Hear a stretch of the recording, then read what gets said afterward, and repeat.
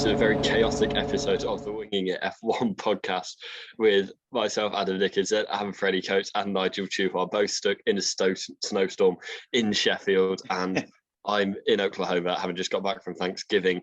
So this is going to be an interesting episode. It's a kind of intra-race podcast where we're taking a bit of a pause before Saudi Arabia next week to look at some of the news and some of the, looking back on some of the previous championship battles that we have had in our sport of F1, because it is our sport, because, you know, it belongs to the customers as much as it does the stakeholders, and we are customers and podcasters. So, having said all of that, Freddie, how are you? Oh, well, you did a great intro there at saying how chaotic it was. There's a distinct reason why we're recording this 40 minutes later than scheduled.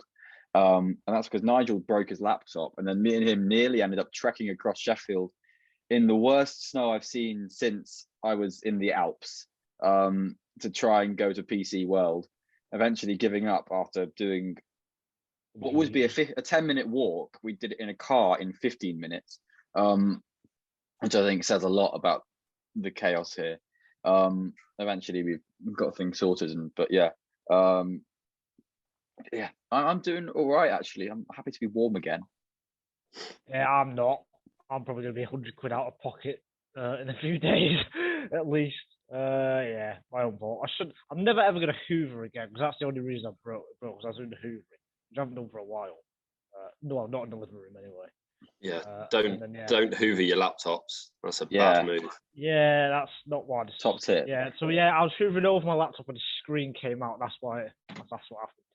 Yeah, so don't do that. If listeners take one thing out of this episode, it's don't Hoover your own laptop or anyone else. He brought it up to me. He's like, my laptop's broken. It's not working. I can't see anything on the screen. Didn't even realize the screen had popped out from the laptop. I'm like, oh, well, the screen's come out. And I wonder, you broke the mechanism, going to be completely snapped behind. He's like, oh, the screen's come out.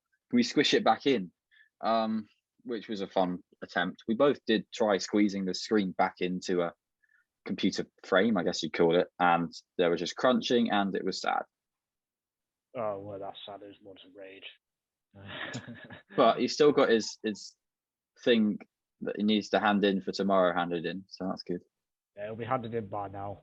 Better get a good mark. Freddie better get a good mark as well. That's more important, actually. Give Freddie a good mark.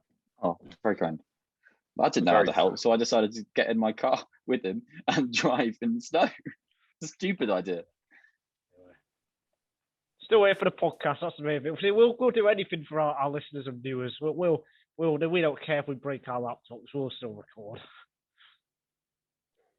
Yes, we are. I mean, I ran off my phone for the first 6 months, over 6 months of the podcast. I'm 6 minutes in and I'm struggling. Yeah, that's unsurprising. You know, some of us more adept than others. But yeah, we are not struggling through, because we have a lot to talk about and we are enjoying this, but we are getting through the podcast for the viewers and for our love of F1. So to start with, kind of taking it down to a more somber note, then it was announced that a couple of hours ago that Sir Frank Williams, the founder of Williams and long-serving team principal of Williams, has passed away, and obviously a man that left his mark on so many drivers and so many people in the sport, and the sport as a whole. Built a very successful team through the 80s and 90s and into the noughties, and stayed at the helm, you know, way beyond that, too, despite being in a life-altering crash. So Freddie or Nigel, do either of you just want to share your thoughts on kind of how you, I guess, reacted to his passing? I think, well, very, very sad. He hasn't been part of the sport as he was for a few years now, but the Williams name, he is the one who ultimately made it for now 40 odd years, isn't it, since Williams joined F1. And he is just one of those icons of F1, people like him, Ron Dennis, you know, those kind of people. There's not many people like that in F1 who they've given so much to the sport, whether it's drivers, battles, everything that happens off the track. And I think just being that independent team, Williams, it's not Ferrari, it's not McLaren, it's not Mercedes. It is just, it's special what he did, what he built up, the drivers who drove for the team as well.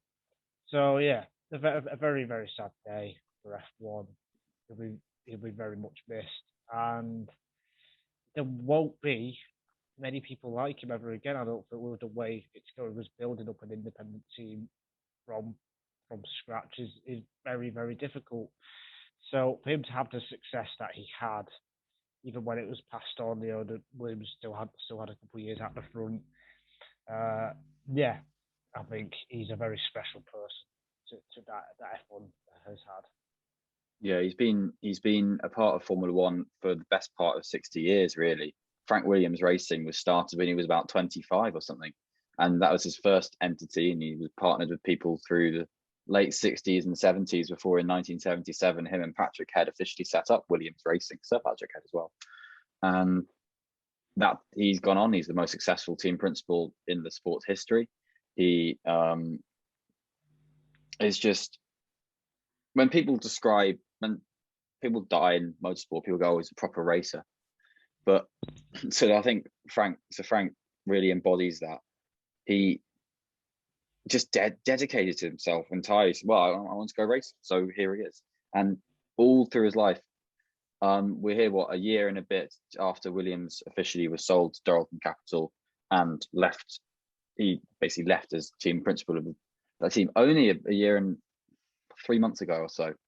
And he's just fantastic. He's absolutely fantastic. Williams was my team, really, when I was sort of properly getting started as a F1 nerd. I mean, I love Ferrari and everyone loves Ferrari and that kind of thing. But like, Williams was like, I don't know, I don't have a football team. I sort of was closest to a team would be Williams. So it's a real sting, that, because he's an absolute excellent gent.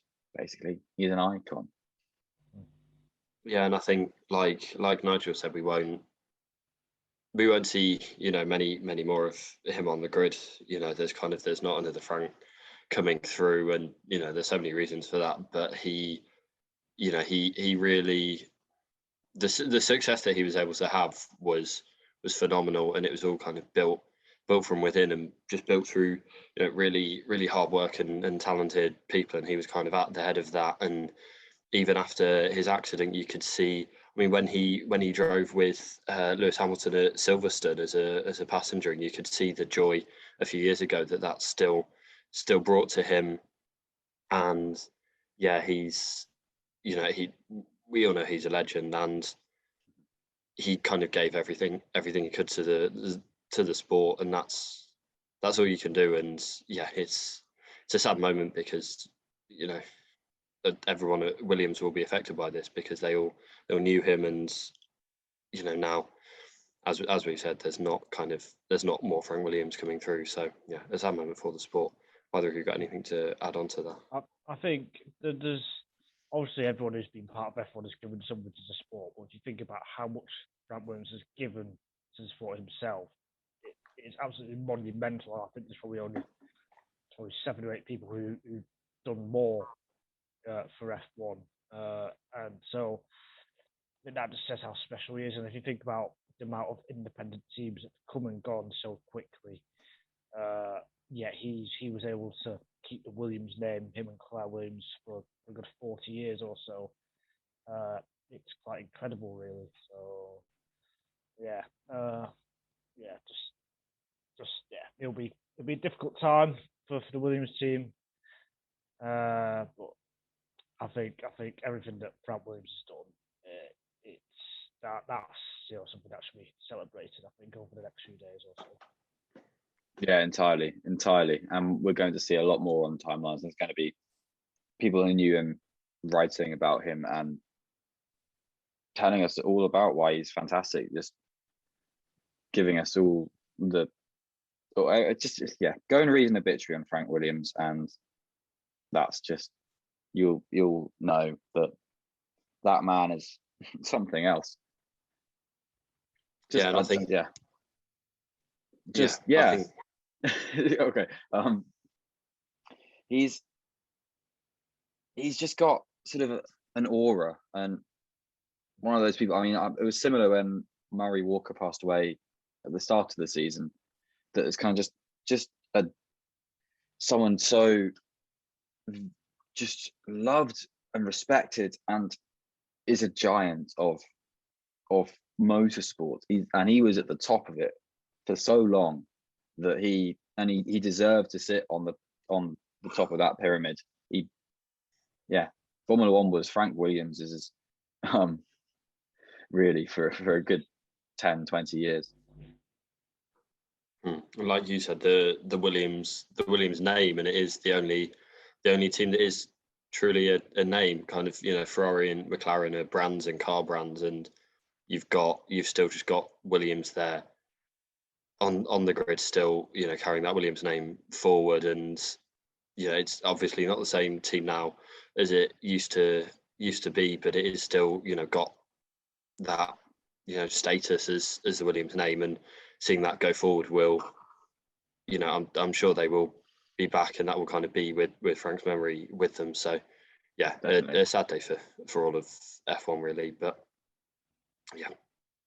So moving on from that somber topic to someone who's just starting their F1 career, or will be just starting their F1 career next season, is Guan Yu Zhou, who was given a seat a few weeks ago, but we didn't really talk about it because we were still in the process of talking about races and the mad triple header that we've just come off the back of. But it is Guan Yu Zhou. He's starting at Alfa Romeo, partnering Valtteri Bottas. It's a kind of season of unknowns for a lot of things, and I think it's quite an interesting partnership at Alfa Romeo. But what do you both think of the decision to give Zhou the seat? I think I'm not sure. I'm not sure if it's the right choice or the wrong choice. I think he's a good driver. Is he good enough for F1? Yeah, you'll probably be a solid midfield driver, but I think everyone's wrong is that there are better options out there. But I think what I'll say is it's not the first time when a team has gone for a driver who wasn't the best option. Let's go back a couple of years when Latifi got onto the F1 grid, but Nick de Vries didn't, even though Nick de Vries won the F2 championship, and Nick de Vries still hasn't had his chance. And that was only 2 years ago. There's numerous examples. These types of things come up every 2 or 3 years. So I think Zhou, he deserves his chance. And when he joined the F2 grid, I was very, very, very impressed. I thought he was the real deal.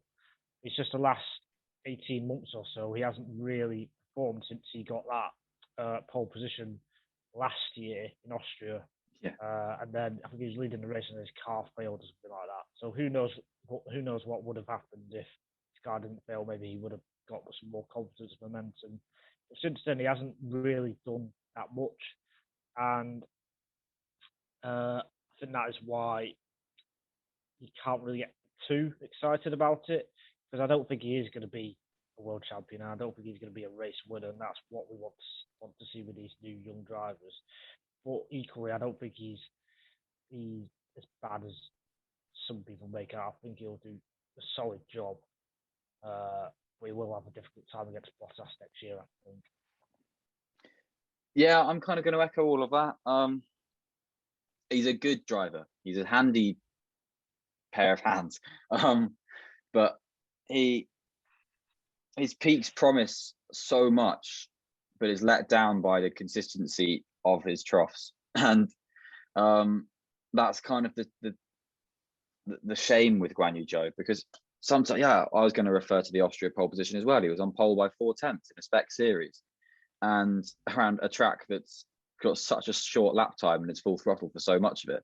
That's demon stuff, but he wasn't able to deliver following that, and he was by far and away the best rookie when he was a rookie in Formula 2, but he then finished in the exact same position in the championship the next year, I'm pretty sure.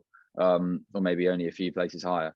So he's at a level, and that level is okay. But sometimes a Formula One can work wonders for these kind of drivers, and you get some drivers who get into Formula One and are then exceptional. I don't think he's going to be exceptional, but I think he will be a decent Formula One driver. Basically, that's what I think. But I do think there is spectacular drivers on the market who, for obvious reasons, such as the significant amount of money that does come with Guan Yu Zhou, that is going to prop up Alfa Romeo as a team. And to be honest, yeah, do that. If they thought he was an awful driver, like a no-hoper, then he wouldn't have a chance of racing in Formula One anyway. So yeah, I think I kind of echo that. It feels like his ceiling is being a decent midfield driver, and I don't know. Ideally, you want 20 drivers on the grid who you believe can become world champion. And I think if you look at the F2 grid at the moment, that's Oscar Piastri is kind of the headline driver in that category, and Zhou is second to him in the championship in his third year, which is when you'd expect drivers to be challenging for the title. Really, it should have been last year, really. Yeah, he's if you're in your third year of F2 not challenging for the title, something gone wrong, really. So I think it's quite an interesting team. Well, I mean, it won't be the most interesting, but I think there'll be points of interest in how he stacks up against Bottas, and where he can kind of fulfill his potential, and how quickly he gets onto the car. And like you say, he's got a lot of money behind him. He's China's first F1 driver, and it's just kind of how far up he can make it in the midfield, which I really think is his ceiling. But where that partnership of Bottas and Zhou, where do you kind of think that rate? I'll say one thing first. I think if you swap Piastri and Zhou, say Zhou's leading the championship 4 races ago, 2 events ago, I don't think it matters how well he does, because Piastri's there, because Zhou's in his third season. I think even if he was leading the championship, I think people would still see Piastri as the kind of future star. So in that sense, I would feel a bit sorry for him in that sense, because no matter what he does, he will get not overlooked. He won't get the same attention as, or I guess, he won't be as attractive as Piastri. So in that sense, I do feel a little bit sorry for him.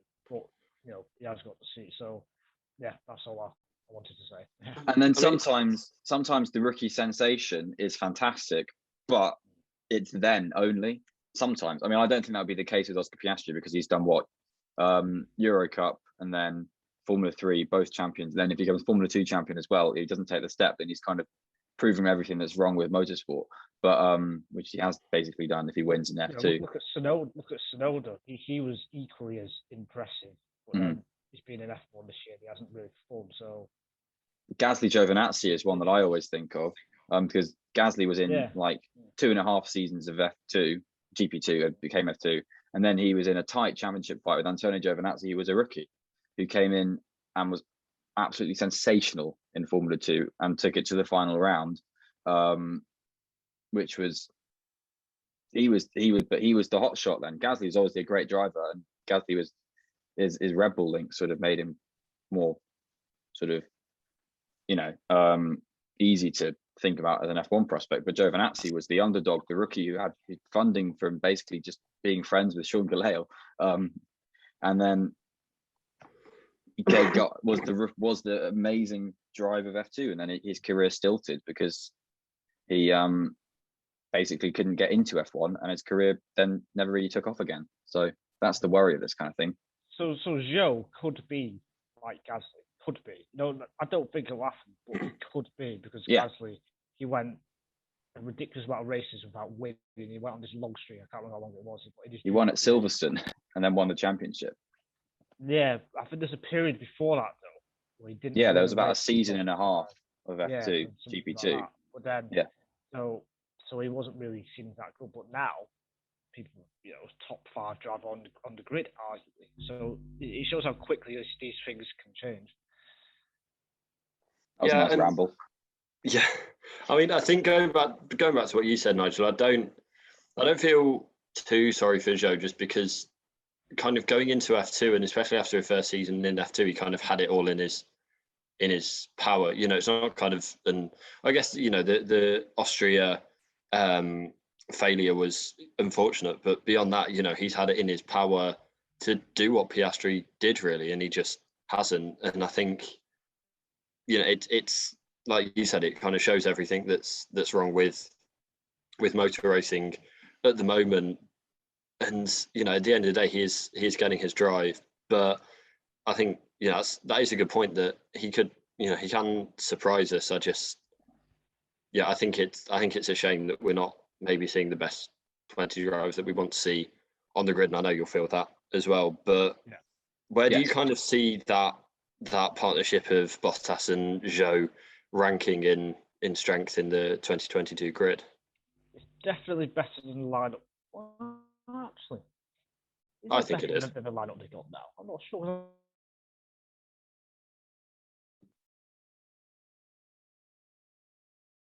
Hugely. It all depends on Zhou, I think, because Bottas, I think he'll be very good over one lap, but then in a race, he might not be great. So I think it depends how good Zhou is. So just thinking quickly, it's probably 7th or 8th best lineup on the grid next year. Just thinking that's where I am. That's what I'm thinking. Better than Williams, better than Haas. Similar maybe to AlphaTauri, because we have faith in Gasly but no faith in Tsunoda. That's my kind of thing on it. Yeah, actually that's a point. I think it's better than Aston Martin. I'd say it's better than Aston Martin. So I'll probably say 7th. Mm-hmm. Yeah, I'm going to agree with that. I think it's about where Aston Martin is. I'd maybe say Aston Martin's a bit better. Yeah, fair enough. We've got more proof of the peaks for them. Yes, definitely. And but I think with Alfa Romeo, it's quite. It's kind of what are you getting from both of them? Because you can get kind of Zhou surprising us all and excelling in his rookie season, or you can get him kind of at a Latifi level of not really making an impact. And then on the flip side, you can have Bottas, where he's kind of reborn in the midfield and is able to translate the one lap pace into racing in the probably at the back of the midfield. Or you can get it where, or he's like he has been this season, where he's not really able to make progress in the races.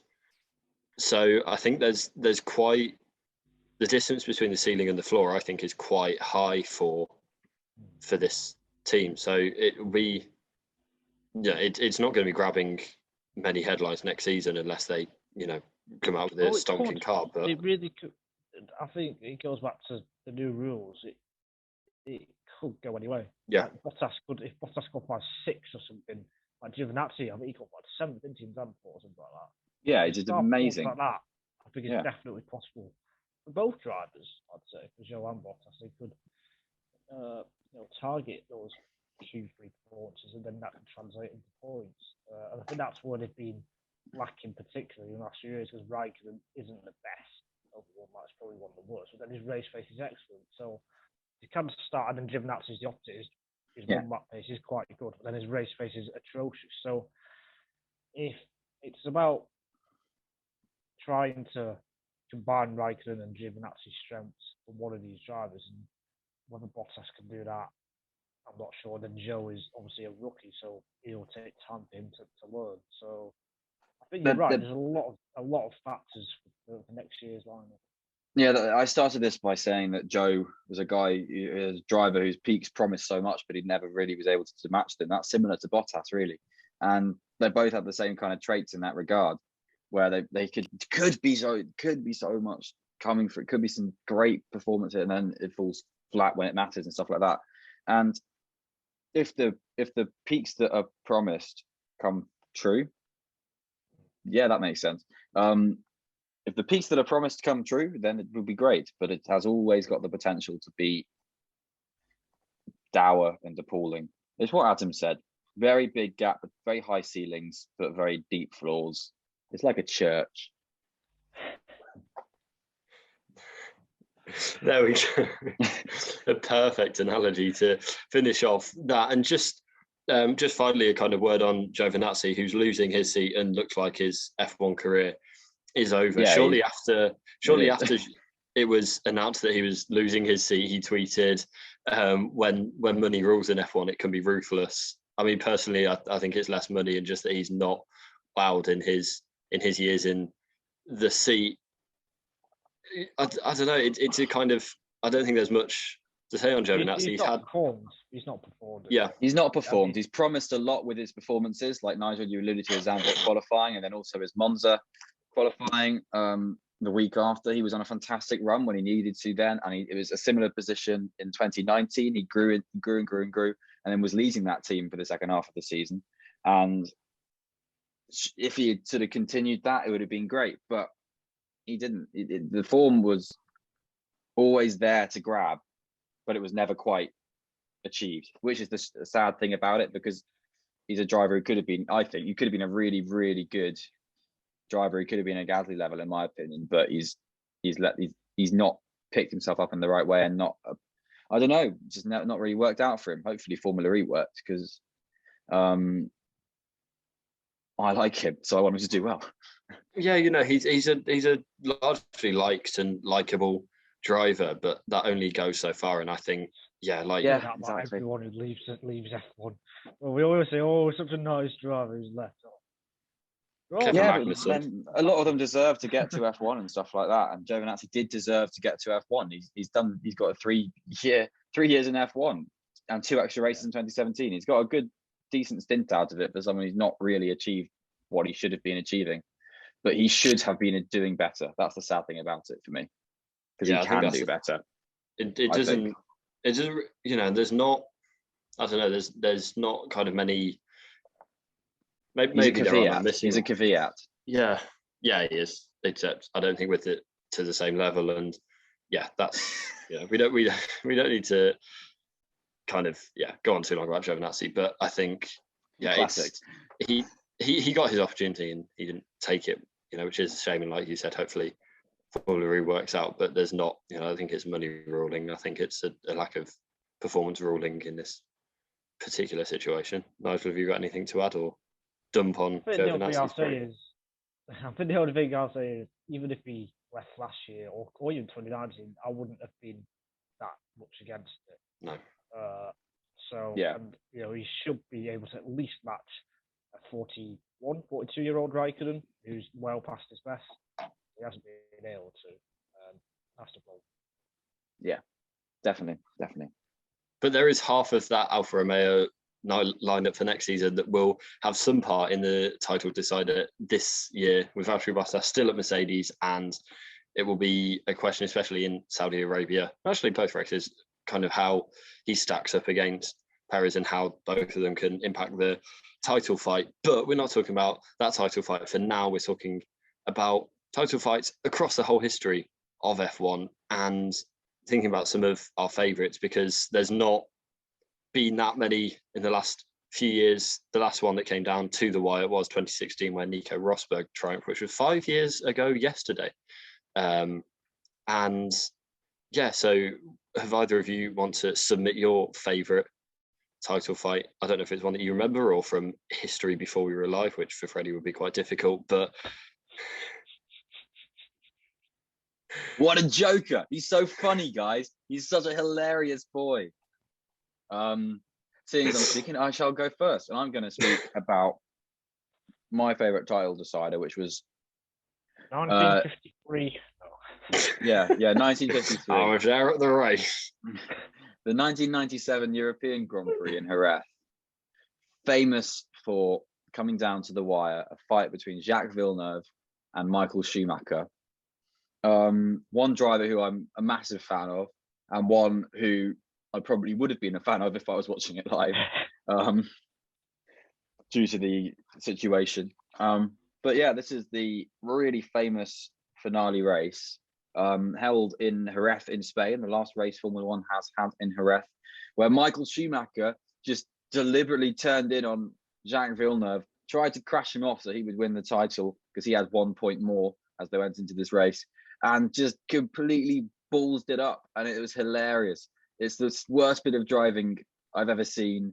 And he was disqualified from the entire championship and wasn't allowed to be second in the championship. And it was madness, and it's insane, and I absolutely love it. I've watched this race tons, and it started off in a fantastic way because qualifying is the most famous qualifying session in the history of the sport. You've got the two title protagonists never stood on a podium all year together, and yet they're within 1 point of each other. Michael Schumacher leading Jacques Villeneuve. Qualifying, and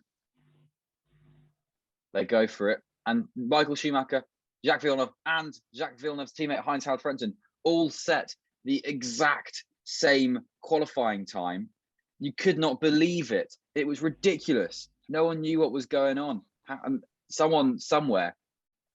So Formula One is always down to 3 decimal points. 121.072 by Jacques Villeneuve set it first, then Schumacher set it, then Frentzen set it, also at the same time. Then out of nowhere, Damon Hill was 0.058 behind it, and he was in an Arrows in the first race of that year. That qualified last, and he qualified 4th. It was mega. It's just such a ridiculous season for Formula One. But anyway, someone somewhere has the 4th decimal point, and they know who's fastest, but I don't think they've ever revealed it. You? It's not me, no. If it's anyone. No. Oh. But yeah, basically, this race is just mad, and I love it. Yeah, it is absolutely incredible. Martin Brundle's commentary. You hit the wrong part, Michael, or something like that. And then there was a bit after. You hit the wrong part of him, my friend. There you go. That was it, my friend. That was it. And then McLaren, Williams kind of helped each other and stuff. So Villeneuve ended up 3rd because he let McLaren through with some kind of agreement and stuff like that. So it was just a crazy, crazy race. And you know, they've won his one and only title because of it. And it was a winner takes all as well, which could happen this year. So and that type of incident could happen this year as well. So there's many relatable things. It was 24 years on me. It was team play of huge proportions. You had Ferrari were telling Sauber cars to block Villeneuve when they were lapping him. Yes. Famously, what's he called? I think it's Norberto Fontana, driving for Sauber, was told that if you don't do this, you won't get a drive next year. And if you help this, then this will happen. And Jean Todt apparently went into the Sauber motorhome and told him that before the race. He didn't get the job next year anyway, though. But anyway, he thought, I have to do this to save my Formula One career. I have to block Jacques Villeneuve, which he did very deliberately. Ron Dennis was apparently skulking around the back of the Williams garage, having made this agreement with Frank Williams before the race, saying if Schumacher goes off, because basically everyone was talking about Schumacher attacking and that kind of thing. If it's in control, we'll take the win and that kind of thing. And apparently Frank had agreed to that. And Patrick Head was apoplectic that happened. And Gerhard Berger was a 10th off the podium. And Jacques Villeneuve said afterwards, if I'd known I would have been fine to finish 4th, I'd have let Gerhard on the podium because it was his last ever race. And it's just ridiculous. And the top 6 cars, which is all the points, they're within 5 seconds of each other. And that's Mika Hakkinen, DC, Dege Coulthard, Jacques Villeneuve, Gerhard Berger, Eddie Irvine, and Frentzen.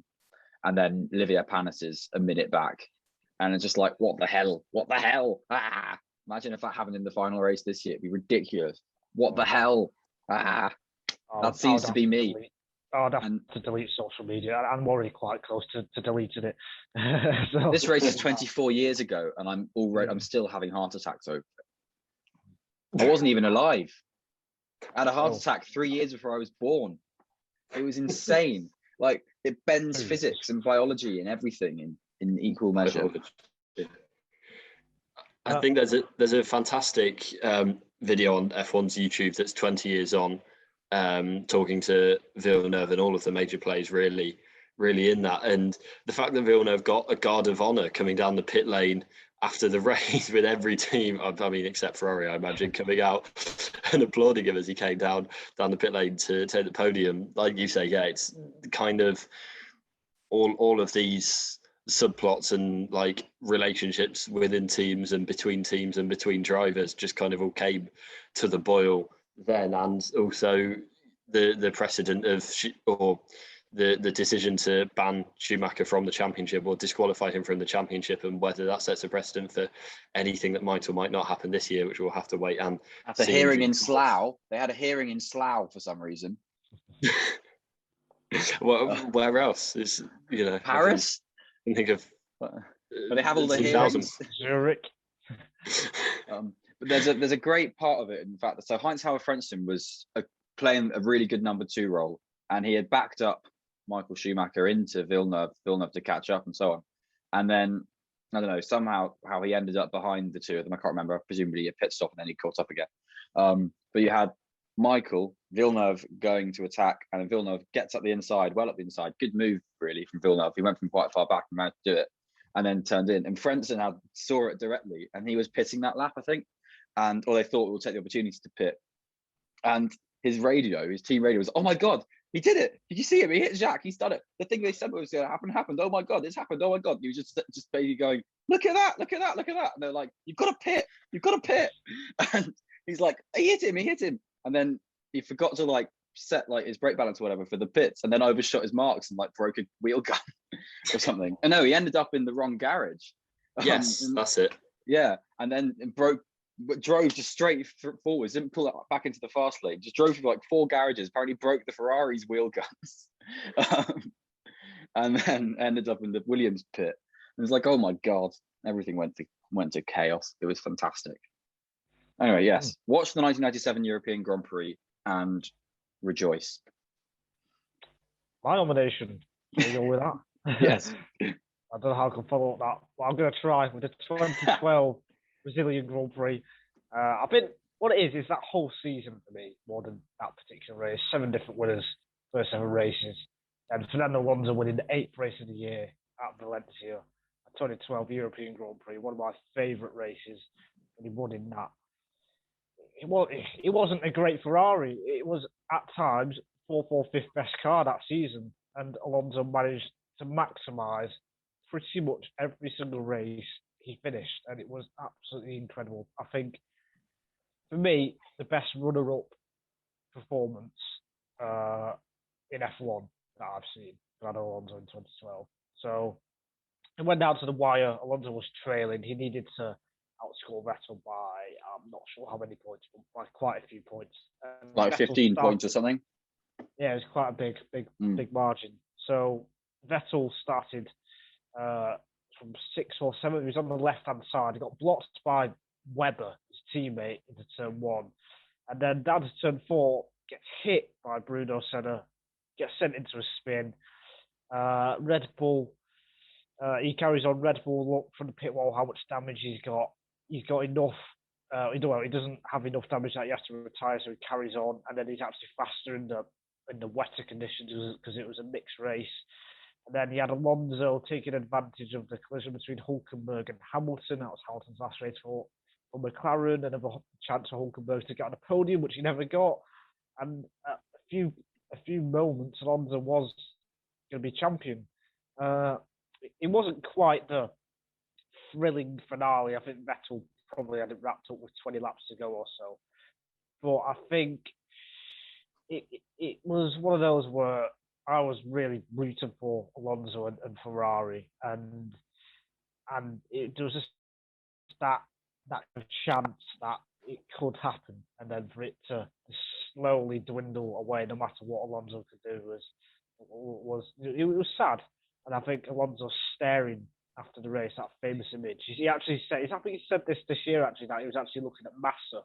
He wasn't thinking of something, and he was looking at his teammate rather than just thinking of whatever when he's staring for a good 5-10 seconds.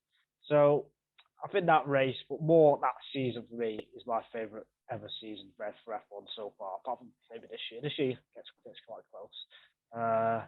Yeah, I love it. I just wish it had a slightly different outcome, because Alonso was an absolute beast that year. And Hamilton was very good too, actually, but he had a lot of bad luck. But yeah, I do wish Alonso would won that one.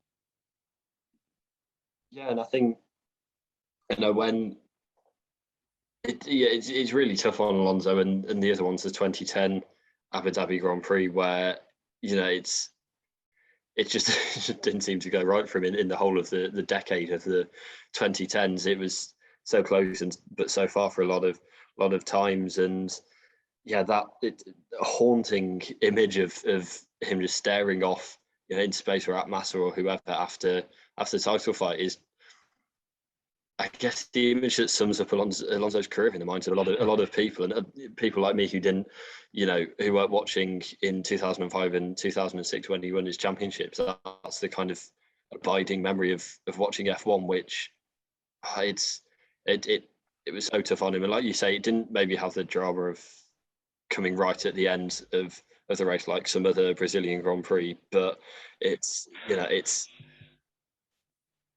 to have that whole setup and then for Vettel to go to the back and still have to fight his way through and then do it was, it was surprising. That's not really what we expected going into the race, and that's kind of why what we like about Title Deciders is it comes down to anything can happen over 2 hours. I was conditioned to not be an Alonso fan. I remember him in 2005 and 2006. Winning, I was like, no, Michael needs to win as a little boy. That was my thought. My only thought was, no, Michael needs to win. I do not like this guy in the blue and yellow car. Get rid of him. I do not like him. And I really didn't like Alonso. Then 2007, do not like Alonso. Died on. Like, oh yeah, British drivers and so on. I like Vettel. And I think but I think one thing about the 2012 season, obviously Alonso did fantastic. At one point he had a 40-point lead in the championship, I think, going out of the summer break.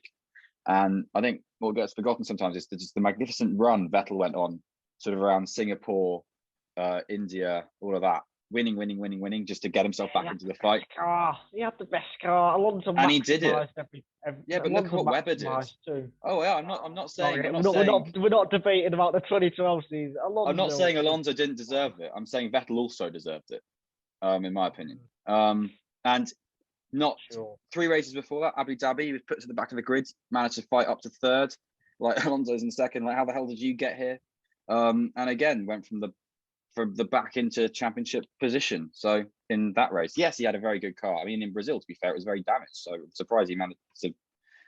It was a damage that was similar to, not as bad as Max in Hungary, but yeah, this year. But I think, yeah, Vettel did do a very good job that year, in my opinion, as well. I'm not sure about that.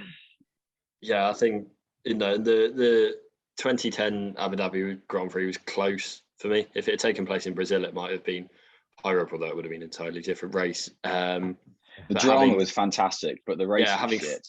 I mean, that's the thing. Having 4 drivers going into the final race with the chance to win it is, especially now looking back, is mind blowing. And all the way through that season, it was just a very strange year, really, for F1. I don't know. It was kind of rebirth, and there wasn't Braun weren't coming back as the champions, and then coming back as Mercedes weren't really in the fight. So it was kind of more open than it's been in terms of not having that set dominant team, Red Bull with the team coming back then. So, and that really kind of opened up the Vettel era and the kind of mystique of Vettel. But I think maybe the race that for me starts that in my mind is the 2008 Brazilian Grand Prix. What a surprise. Because it's the title decider. It's coming down to the last corner of the last race of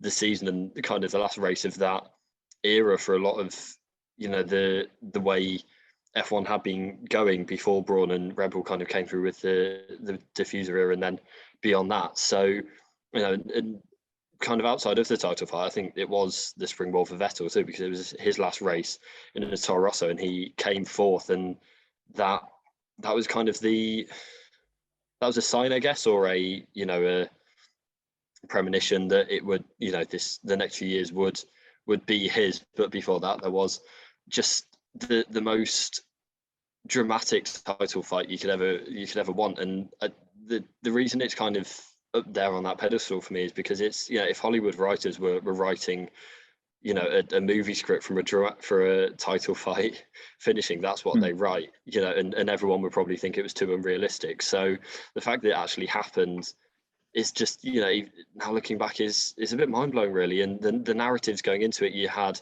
Hamilton nearly bottling it for the second year in a row, and that would have changed the narrative of his career going forward. You had Massa, who just had a career year and a really fantastic year and probably deserved to be champion more than Hamilton, and doing it in front of his home crowd, and did everything that he could to win the championship, and did win it for a few seconds, and then obviously came back down to earth. And it's so sad looking back. And then his podium shots in the rain, it's just so much narrative going into it, and so much drama and so much everything. And that's kind of what you want, really, from a championship fight and a championship decider, and taking place in a fantastic setting and fantastic weather. You had Hamilton kind of on the bubble of fourth and fifth for most of the race, and obviously then dropping out at the end. So that's that and Brazil the previous year are kind of the two kind of biggest championship deciders kind of burned in my memory, because it's the first two that I watched. I have to agree. 2008 Brazil was F1's football fans know. It's a Sergio Aguero moment for F1. Yes, it's exactly that. So 90 plus 4. It just doesn't get much better. It really doesn't. Yeah. It's hard to win in a championship in stoppage time for Formula One, but it's the equivalent of. It's excellent, isn't it? It's mad. And the fact that it was only his second season in Formula One, I think that all adds to it. The fact that, like you say, the heartbreak of the year before, the fact that those are the conditions that he went off into the gravel in the pit lane in China that year after having some exceptional wet weather drives. Lewis, he just was mega. It was just mega, and it was fantastic, and the whole thing was just unbelievable. You don't know what's going on, and you think, watching it as a Hamilton fan at the time, it's just like your heart sinking and then rising and sinking and rising and so on, and all of that for the whole thing. And it's excellent. It is excellent. And you're right about the script writers stuff. Sorry, it's just like, that's the equivalent of like, oh, I'll just go faster when, and drivers just be like, oh, I'll change up a gear and overtake him then. Push my foot down more. Oh, look, that worked. What a wow. But then it's like, oh my God, this Formula One on the limit is excellent. And it's still the most viewed F1 race in the UK ever. It was the last race by ITV as well. So it was the year after. Won a BAFTA. Exactly. And I don't think, in terms of viewing figures, it'll be beaten with the way the media world is going. So, no. I think that'll always have to be number one. Yeah, I think. No. I think the fans as well. I mean, the previous year they'd been kind of Hamilton fans when he was against Alonso, and that was kind of the big rivalry going into the weekend, and because of his Senna link. And then a year later, and they're absolutely heartbroken that he won the championship. And I just think the setting, regardless of the race, just the setting for it is, why I still think Brazil should be the final race of the season, because it is just such a fantastic race to be at, and such a kind of fitting place to have championship decider. And that's kind of what, like you said, or like we've all said, the drama, like that's kind of what for me anyway, that's what I kind of love about sport the most, is that it's stuff that you can't write and make up, because it'd be too cliche or too predictable if there's a big finale coming, but you don't, and it kind of encapsulates everything of why I like sport. Freddie, what were you going to say? I was just going to say an honourable mention from me would be 2016 as well, just because for drama, when you got Hamilton trying to back up Rosberg into Verstappen, into Mad Max as they called him then, into Vettel on fresh ultra softs, coming fast and thick at the end to try and get even maybe the win. Then that was fantastic, that race. When you sort of halfway through the race, when you realise, hang on a second, is he? No, he's not. He's not backing them up, is he? No. And then you hear they show the team wall in Mercedes like going, and then you hear Paddy Lowe come on the radio saying, Lewis, you need to pick up the pace to win this race. And he goes, I'm actually in the lead right now, Paddy. I'm all right here. And it's just, that's something that was probably one of the title fights that I've sort of, because I didn't really mind who won out of Lewis and Nico that year, that kind of thing. It was one of those, I was consigned to both of them winning. I'm fine with it. I thought they both deserved it, which was annoying. Like this year, I want them both to win. But it's just kind of like, it's just ingrained. I just sat there giggling for an entire F1 race. It's fantastic. Yeah, I mean that, in terms of the race again wasn't fantastic in terms of racing action, but it made up for it with those radio messages. But it's like, please go back, and they're all on YouTube, and go back and kind of watch them, because I'll probably watch that tonight actually. Yes, same. It's it's like you say, the drama of it, and then Rosberg won and retired, and that's that was his career and his crowning moment of his career, and then he stepped away from the sport and came left on the biggest high that you can have, and that is the kind of the hybrid era, that's the kind of standout one. So only finale so far, isn't it? Yeah. Nigel, do you have any honourable mentions? Oh, there's so many. In 2003, the finale wasn't good, but the season against that 2012 was absolutely incredible. I wish I was around then to kind of see it. And then obviously the Senna and Prost incidents. Were they both finales? No, the first one was the penultimate race. Yeah, penultimate rounds. Yeah, that's right. I think any decider like that, I think any time it goes down to the final race, it is special. It doesn't always happen, and it's only happened once in the last 8-9 years, hasn't it? So yeah. 16, 14, 12, 10, 14, 8, 14. 7. Yeah, that was double points. It would have been wrapped up in Brazil probably anyway by Lewis. That was a weird one. Remember that? We had that very, very unfortunate run in 2006, 7, 8, 10, 12, where we had title deciders, but then we haven't really had it recently. So, to get one this year would be really, really good. It would top everything off.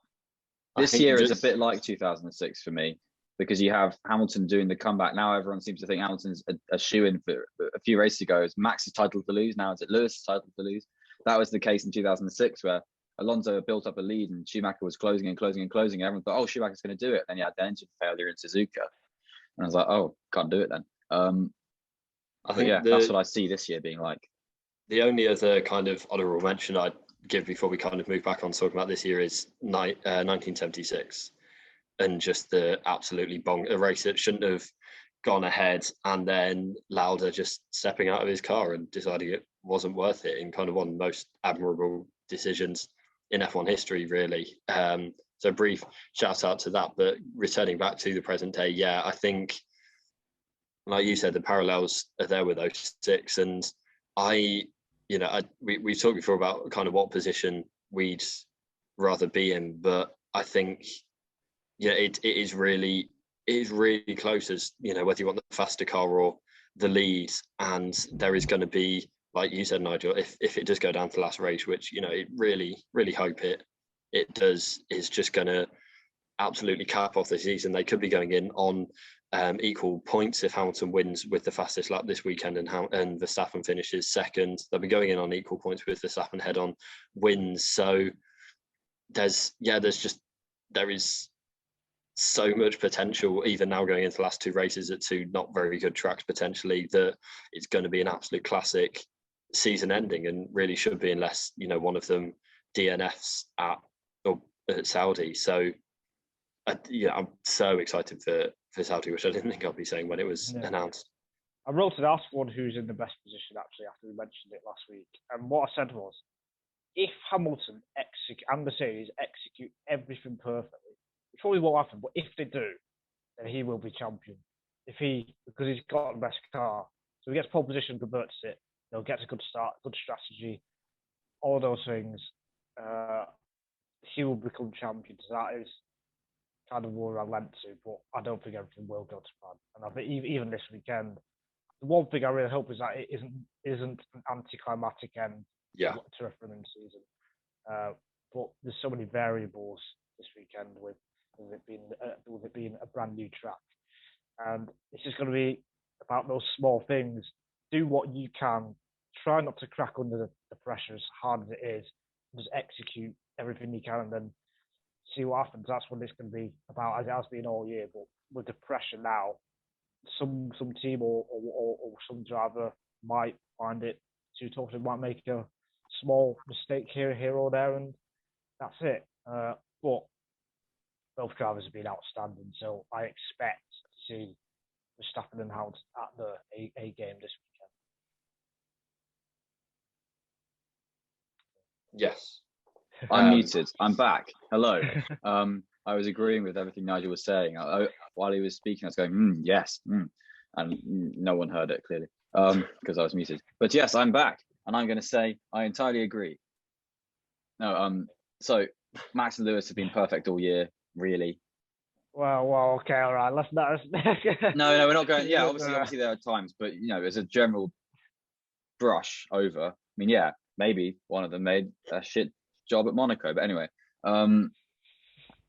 for the rest of it, like they're so normal for them to be first and second. I can't see it any other way, and I just think it's just gonna. I don't know what's gonna happen. I don't know what's gonna happen in anything. I'm just enjoying it. I think I'm going to enjoy Saudi. Every race kind of leading up to this, I've kind of been hoping that there's someone who can spring a surprise or someone who could, in the midfield or Bottas and Perez can get involved and mix it up a bit. But at this stage, I just hope it's a kind of clean fight between the two protagonists, and that's all there is. Norris winning a race would be cool, but like I want, whatever. But I just want, those two to be really going at it together and no one really getting in the way, because that's what it feels like this whole season has been leading up to. And it's, they're Saudi, it'll be interesting to see who gets on top of things quicker and, who the track favours. It looks like a sperm. So, I don't know which team that favours, but yeah, it's everything, every minor decision made by the teams over the next 2 weekends and every decision made by the team staff, and everything will have bearings on the championship. And it's whoever gets the majority of those decisions right will be the one that wins. And yeah, it's bar 8 points. There is really nothing to split the two, and to have them potentially going into the last race on level on points would be exceptional. But to even get to this stage is fantastic. And I've mentioned it a few times, this is the end of the turbo, or the kind of Mercedes era, I guess, of them being expected to win every season. And it's going to be the start of a new era next year with all the new regulations. And it's not, it's bringing, like we spoke before about, in narratives in so many championships, and this is really bringing the curtain down on this era, and it's who kind of has the final say of this era. And then in a month it's all going to be over, and it's savouring it while it's there, as Nigel cries more tears than he cried for his laptop, that it's that's going to be the end of the race. So yeah, no. 2 weeks today, Got news day. we'll have a Formula One world champion. I'm going to be in Kansas City in a hotel for the Saudi Grand Prix, and then I'm deliberately not going away on December the 12th because I need to be. And it's at 7. It's at 7 here, which we'll talk about more, but it's at 7 in the morning here. One weird thing about Saudi, it's at 5:30 UK time race. So it starts at 5:30 for some reason. I don't know if it's the first ever F1 race to start at 5:30, but I don't really care. No, but we very much care about what happens this weekend. So we're all very excited for that, and we hope you are to enjoy watching the race and the whole weekend if you can catch the coverage. So yeah, have either of you got anything to add before we sign off? Oh, I'm just ready for just some crazy final 2 weeks of F1. If the kind of mad sort of, I don't know, fever dream that the past triple header was spills over in the same mentality into these next 2 weeks, it's going to be something else. Absolutely. That it will. But for now, we will sign off and thank you very much for listening and catch you again after the Saudi Grand Prix, where hopefully the two drivers will be still very close together, maybe even tied on points. But until then, we will see you. Goodbye. Good week. Bye. Oh, you're still recording.